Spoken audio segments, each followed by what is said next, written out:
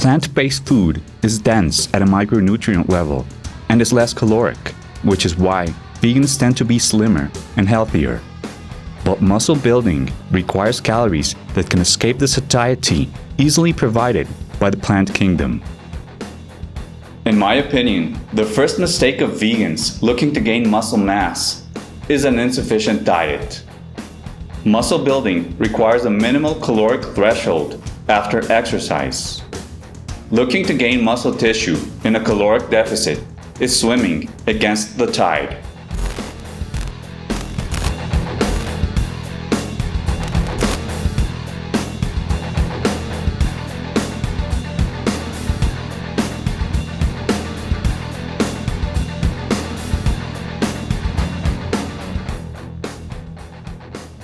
Some may argue that it is possible to gain muscle in a caloric deficit if there are certain nitrogen levels in the system, but it is tremendously inefficient.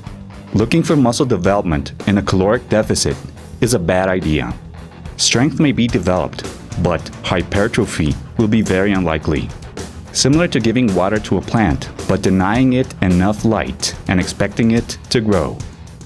This is why losing weight at the same time as gaining muscle is a much harder task than focusing on each of the goals separately. Before even worrying about macronutrients, protein intake, we must know that we eat enough calories, specially directed to those of us who have ectomorphic constitutions or are skinny. Protein supplementation with caloric insufficiency is of little to no use. Most of us will not measure our body mass index and can easily determine if we are overeating. But when we eat enough for our activities, feel satiated, and want to gain muscle, that assessment can become elusive. Our body figure can be an indicator, but I don't blindly subscribe to its signals. Having said that, if our ribs or cheekbones are very visible, it is likely we're not eating enough for hypertrophy. But I only ate a small piece of cake, the excuse in the case of the fat ones. Or, but I ate a lot, in the case of the skinny ones. Our caloric assessment can be subjective. In my case, it was not until I decided to count my caloric intake that I achieved any significant result. And you only need to do it for a few weeks so that the caloric issue becomes clearer. Afterwards, it won't be needed anymore. Numbers don't lie. We can work around the issue of a caloric deficit intuitively through trial and error, just eating more until we get results. For many, it is enough. Or we can be more efficient and tackle the issue with the tool we got between our ears. There are several apps and websites that offer calorie tracking, but even a simple spreadsheet is enough. Our basal metabolic rate, BMR, is the minimum number of calories we need per day just to survive according to our size, age, and gender. This does not include any activity. Calorie calculators determine our needs from this rate by adding the estimates of physical activity. We're going to make an example using an online tool for calculation.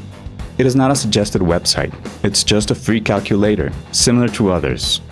We'll do it for a 25-year-old woman who is 1.6 meters high. That's 5 feet 3 inches, close to the American continent average, and weighs 54 kilograms.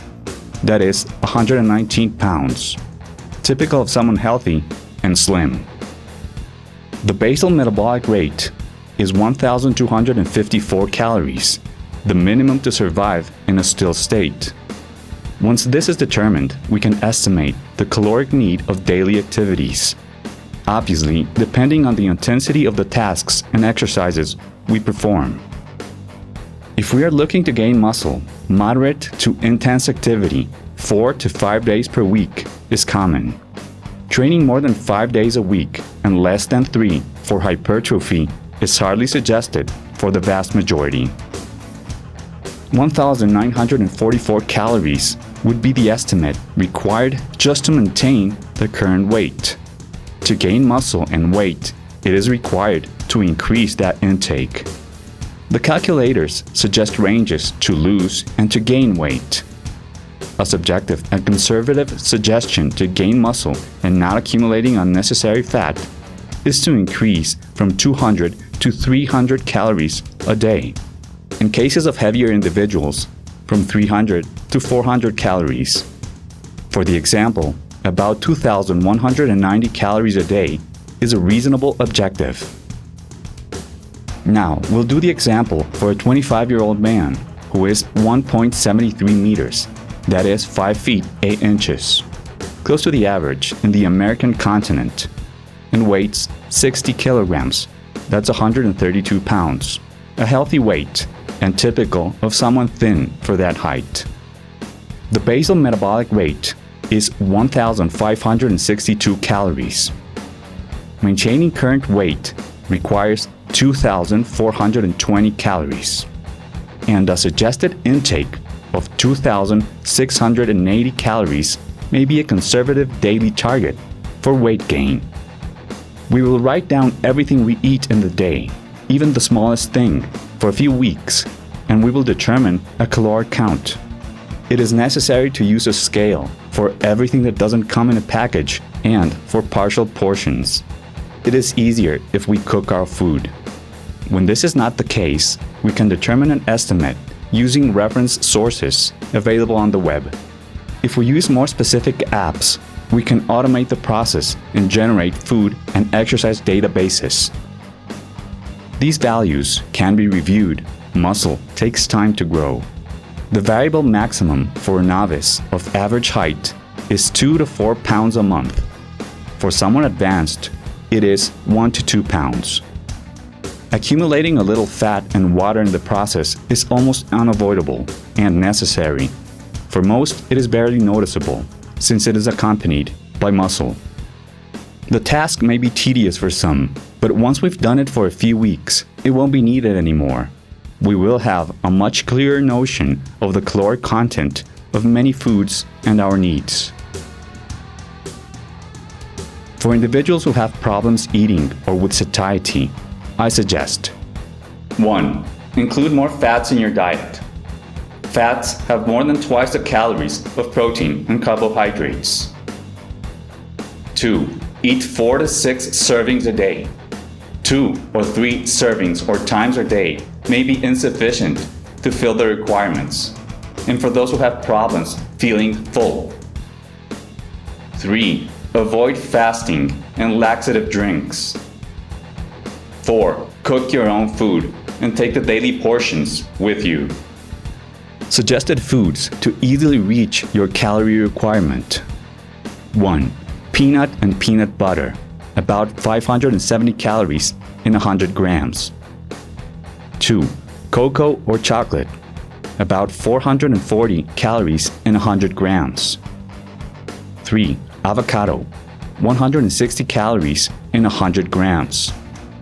4. Seeds such as walnuts, squash or pumpkin, almonds, and others, about 440 to 650 calories. 5. Raisins and dehydrated fruits, about 280 to 300 calories. 6. Coconut, 350 calories in 100 grams. It is not about a supplemental dose of these foods to get micronutrients, like a teaspoon, but a significant portion that provides the calories we are looking for. Cooking oils serve this purpose, as they are hypercaloric, but I do not suggest them. I have previously classified them as anti-foods. Muscle prefers a caloric surplus, and if we go a little over the line, it's not a problem. Losing a little weight is a lot easier than gaining muscle, and a little accumulated fat does no harm and favors energy levels. The vast majority of us do not want to accumulate fat, which is why many of us prefer to limit our caloric intake, which tends to provide general health. But if the objective is to develop some lean mass, it is imperative to increase that intake. And if it's done in a controlled and conservative way, muscle development can be achieved without getting fat.